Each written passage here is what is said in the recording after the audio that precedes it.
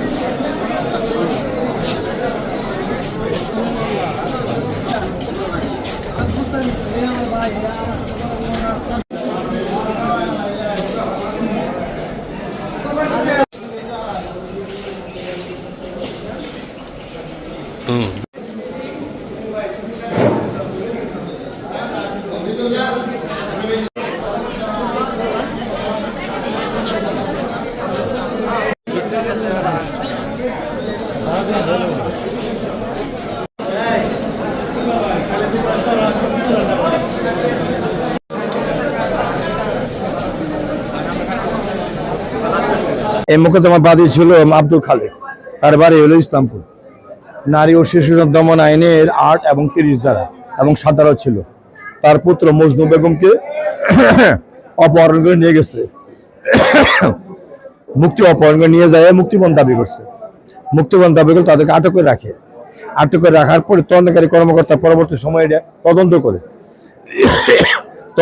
ঘটনার সত্যতার মধ্যে আসামি রুবেল, সেলিম এবং সোহেলের নাম অন্তর্ভুক্ত করা হয়। আসামি রুবেল মারা গেছে, তো আসামি পুলিশজন ধৃত করে তখন দেখা যায় রুবেল 164 করে ওই 64-এ আসামি রুবেল সমস্ত বিষয় স্বীকার করে।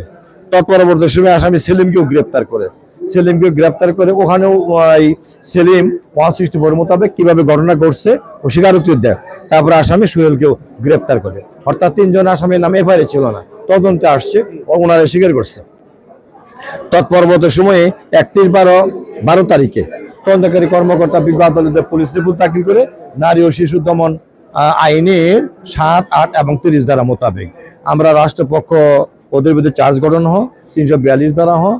আমরা রাষ্ট্রপক্ষ বিজ্ঞ আদালতের সাক্ষী উপস্থাপন করি। সাক্ষীদের মাধ্যমে আমার যে মুক্তিপণের বিষয়টা প্রমাণ করতে সক্ষম হয়। আজকে মাননীয় বিজ্ঞ আদালত মোহাম্মদ আব্দুর রহিম সাহেব আসামিদের দোষী সাব্যস্ত করে নারী ও শিশু নির্যাতন আইনের 8 ধারা মোতাবেক আসামিদের 2 জনকে, একজন মারা গেছে, অ্যাভয়েড করছে, দুইজনকেই মোটামুটিভাবে যাবজ্জীবনে কারাদণ্ড আদেশ প্রদান করেছেন এবং 1 লক্ষ টাকা জরিমানা আদেশ করেছেন। জরিমানার টাকা ব্যক্তিপ্রাপ্ত হইবে। মোটামুটি এইটাই আজকে রায় হয়েছে।